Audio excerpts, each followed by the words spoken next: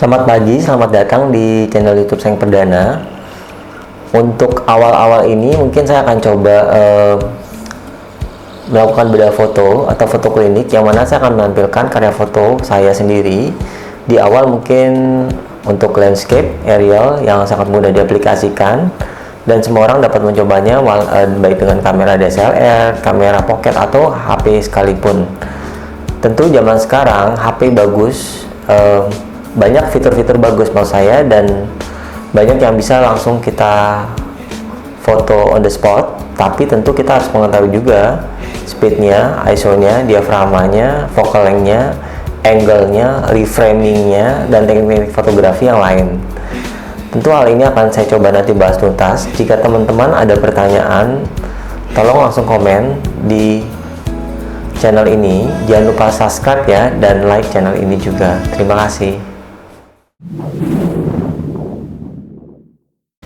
Oke, mari kita bahas ya tentang foto ini. Foto ini diambil di sunset di Bali di Denpasar pada tanggal 7 September 2017. Jadi memang kalau kita foto sunset tentu kita perlu yang focal length-nya besar. Apa tuh focal length? Adalah ukuran lensa, misalnya dari 15 mili, 24 mili, 20 mm. Nah, itu kita namakan focal length. Kenapa harus besar? Ya, karena memang kita bisa foto dengan landscape view yang lebar, sudut pandang yang lebar.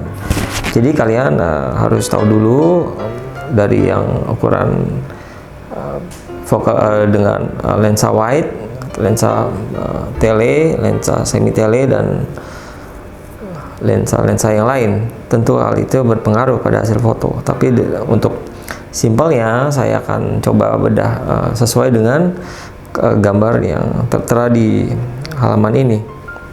Jadi kita pakai focal length-nya yang memang sekitar 20 mili atau 15 mili. Tapi hati-hati, distorsi adalah gambarnya nanti akan melengkung di ujung-ujungnya, itu kita namakan distorsi. Bisa kita koreksi di Photoshop nantinya. Dan satu triknya adalah lihat untuk foto sunset ya, untuk lihat jamnya yang bagus. Maksudnya golden time-nya jam berapa sih gitu. Tapi kita mesti lihat dulu kondisinya, apakah sebelumnya cloudy, mendung, berawan. Dan itu kita bisa cek mungkin di BMKG atau lihat langsung di lapangan. Jangan lupa untuk foto pemandangan selalu saya sarankan memakai tripod. Kenapa tripod? Karena kadang-kadang kita bermain dengan slow speed. Untuk ISO sekarang bisa pakai yang 1000, 1600, 2000, 3000, bahkan sampai 6000. Zaman sekarang kamera grainy-nya sangat kurang, jadi bagus. Kalau dulu kita pakai ISO 800 udah grainy, kelihatan bintik-bintik jika kita zoom in di hasil foto. Nah, untuk angle saya sarankan kalian bisa cari angle yang the best angle. Caranya, sebelum sunset time itu jam 5 udah standby di lokasi, kita lihat-lihat lingkungannya seperti apa, angle di mana, posisinya di mana, taruh tripod di mana yang nggak mengganggu, yang orang nggak lalu lalang. Atau mau cari harus ada foreground. Jangan lupa foto pemandangan diperlukan adalah dimensi. Dimensinya apa? Dimensinya kadang-kadang depan saya bisa taruh seperti ada, kalau di pantai mungkin ada tenda, ada tempat jemuran atau orang jemuran, atau misalnya ranting atau pohon, ataupun perahu yang ditaruh di pinggir pantai sebagai foreground. Jadi dalam foto usahakan ada foreground, harus ada objek, dan ada background. Itu unsurnya. Untuk komposisinya gimana? Komposisinya bisa dilakukan setengah-setengah atau 3/4 sepertiga. Nah, maksudnya misalkan lautnya 1/4, sisanya 3/4, kayak gitu. Nah, itu semua bisa pakai kalau kalian memang sering motret dan jeli, karena nggak semua kalian foto outdoor, tergantung dari alam, tergantung dari bagus enggaknya, itu tergantung, kita nggak tahu yang hasil akhirnya. Tapi kita bisa retouch 10% atau 20% di Photoshop, karena saya biasanya mengandalkan kemampuan skill basic fotografi harus benar-benar bagus, ngerti? Jadi Photoshop hanya sebagai media untuk poles. Misalnya naikin brightness aja atau kontras aja, jangan menyulap sesuatu yang benar-benar pale, nggak jadi mateng. Jadi saya biasanya yang sudah bagus tapi kita touch up dikit agak lebih perfect, gitu aja. Nah, untuk kalian juga mesti lihat, oh ini sunsetnya di mana ya, di kiri apa di kanan, di utara atau di selatan, itu mesti punya kompas. Jadi sebelumnya kalau saya untuk proyek-proyek komersial, saya akan survei dulu jauh-jauh hari. Saya lihat dulu ini sunsetnya di mana. Kalau motretnya pagi, itu jatuh bayangannya di mana, gitu. Seperti itu, detailnya seperti itu. Nanti saya akan ngebahas yang tentang foto-foto building, foto-foto eksterior, interior nanti belakangan.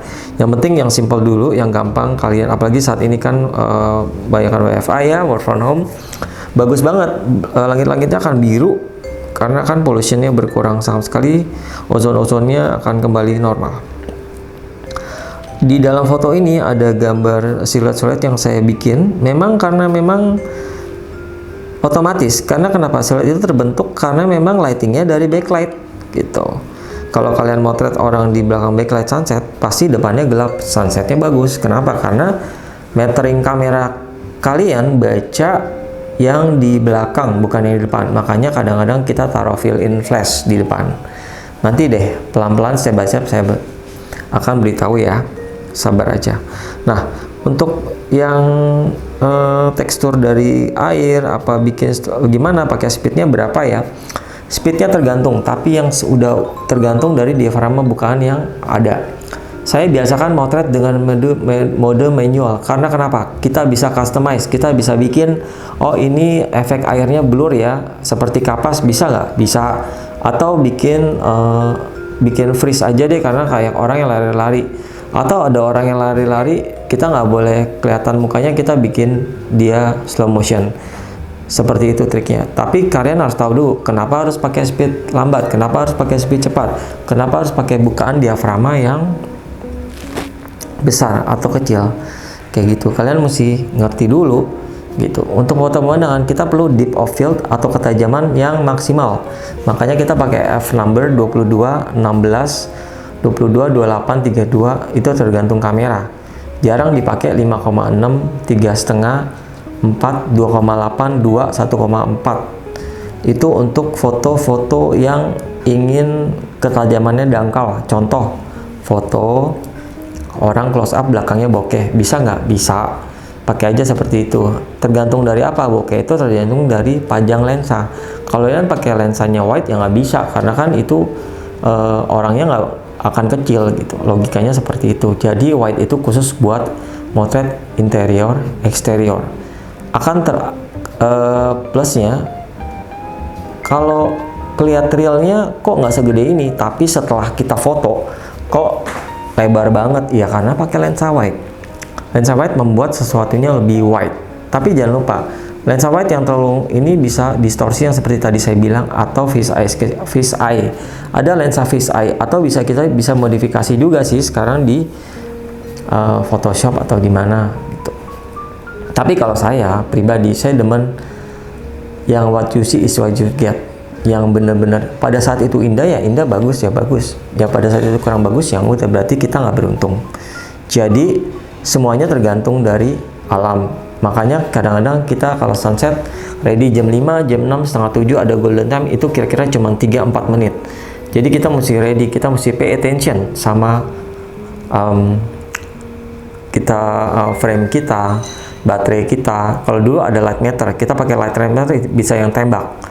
Kita ukur dulu mau f number berapa, 22. Kalau f number 22 speednya bisa slow.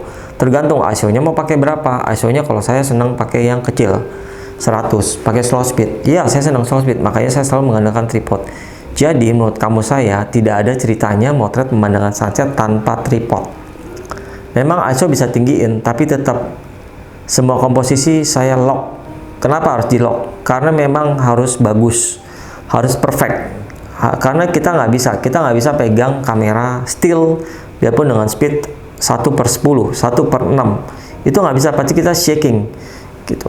Contohnya kayak gitu. Jadi saya sarankan pakai tripod. Tripod sekarang banyak, dari yang harga biasa sampai yang mahal ada, tapi saran saya beli yang bagus, karena tripod saya itu umurnya 20 tahun, nggak ganti-ganti ya. Jadi mau saya beli yang sekalian bagus. Kalau saran saya, kalau Anda ada budget, kalau nggak beli yang middle, sekarang not bad juga. Yang penting teknisnya, orang nggak perlu tahu kita pakai gadget apa, tapi hasil akhirnya kayak masak, menunya bagus, presentasinya bagus, tapi kan behind the scene-nya orang pun nggak tahu gitu. Jadi dalam hal ini skill dulu yang Anda harus punya, kemampuan basic fotografi dulu yang kalian mesti punya, kalian mesti mumpuni. Oh ya, ini kayak gini ya. Jadi biasakan mata untuk reading the light gitu. Saya nggak biasa motret karena saya belajar dari tahun 95, cuman nggak ada film, nggak pakai digital, film beli mahal, isi roll 12, roll 24, roll 36. Nah, untuk menjadi hasil foto nggak instantly, kita harus ke tukang cetak foto, bentuknya klise, kita lihat dia overexpose atau underexpose, baru kita cetak atau kita bikin dia kontak print. Jadi kita bisa lihat, oh ini bagus apa enggak ya, kurang apanya gitu. Tapi menurut saya pribadi, untuk dulu itu proses belajarnya luar biasa dibandingkan sekarang. Semua instan, semua orang ambil foto-foto banyak, akhirnya nggak pakai. Saya tidak. Saya melihat mata saya as a lens. Jadi kita mesti tahu dulu reframing yang bagus tuh yang mana. Oh yang ini gua ambil dari sini, ya udah positionnya lock di sini. Angle-nya berapa derajat, segala macam. Kalau perlu ya tandain aja pakai di kaki tripodnya supaya nggak geser. Contohnya seperti itu. Nah memang agak kaku tapi hasil yang baik, karena dengan untuk jadi fotografi hasil yang baik, kalian perlu tahu teknik yang baik, metode-metode yang baik, step by step yang benar-benar memang dipakai untuk profesional gitu. Jadi dari cara pegang kamera, cara pegang lensa itu ada basicnya, bukan sekedar cuman pegang-pegang aja puter-puter tuh. Oh iya, dari wide gue ke tele, ke medium tele. Enggak, saya banyak teman-teman melihat di lapangan, kok zaman now fotonya kok dia punya pegang kameranya aja salah. Itu pengaruh. Kalau saya sebagai nilai, saya lihat salah, itu udah coret, nggak lulus gitu, nggak bisa. Jadi semuanya tekniknya harus benar, semuanya harus jelas, seperti itu. Semoga teman-teman bisa tahu. Nah, balik lagi ke foto tadi. Kebetulan itu sunsetnya agak sebelah kiri ya, tapi saya nggak ambil terlalu ini karena saya pengen efeknya aja. Jadi kita perlu taruh gradation. Gradasi itu bagus banget. Kalau sunset kamu taruhnya di tengah nggak? Di tengah centering ya, agak kurang menarik. Ambil aja di kiri gitu. Atau di kanan boleh nggak? Boleh aja, ya, tergantung. Kalau di kalian di kirinya ada island, ada daratan, ambil sebagai media depth of field kalian, kan bagus gitu. Atau lagi di situ ada orang, ada anak-anak, ada orang lagi jogging, ada misalnya ada anjing yang lari, atau ada lain-lain benda, itu kalian pakai sebagai point interest kalian juga gitu. Jadi untuk mempermanis, intinya gitu. Angle-nya gimana? Angle-nya kita sesuaikan aja. Angle-nya bisa human level, setinggi kita bisa, atau lebih low. Tapi sebelum motret the real-nya, kalian jam 5 kalian setting motret dulu dong dengan angle yang beda, kira-kira enak nggak menurut kalian gitu. Jadi kita mesti coba dulu, kita nggak bisa in one position, nggak bisa. Kita mesti coba dulu, tapi after all kita mesti posisi yang menurut kita oke. Tapi dengan teknik yang baik, dengan speed yang benar, dengan diafragma yang benar, dengan ISO yang bagus, seperti itu. Jadi semuanya bisa dipelajarin. Jangan pakai motret dengan aperture priority atau speed priority, karena kalian nggak ngerti kenapa jadi kayak gitu, kenapa over, kenapa under, kenapa kok ada flare. Lensa flare, tahu nggak? Lensa flare itu kalau kita motret bukan sunset ya, jadi motret yang kadang-kadang sunset yang masih kencang jam 5 atau jam 4 itu masuk through the lens, itu lens flare, kayak ada berkas masuk itu. Makanya kalian harus ditutup kayak orang pakai topi, intinya gitu. Nanti saya akan bahas step by step. Intinya yang saya bicarakan ditelan dulu aja, di okein aja, lihat dulu sesuai dengan gambar yang ada di monitor kalian saat ini gitu, seperti itu. Nah, sekiranya gitu aja tips kali ini untuk foto pemandangan kebetulan saya ambil ini di Jimbaran di Bali. Jadi tolong subscribe, lihat, komen aja. Saya akan coba jawab gitu. Oke, terima kasih. Salam dan sukses ya. Bye.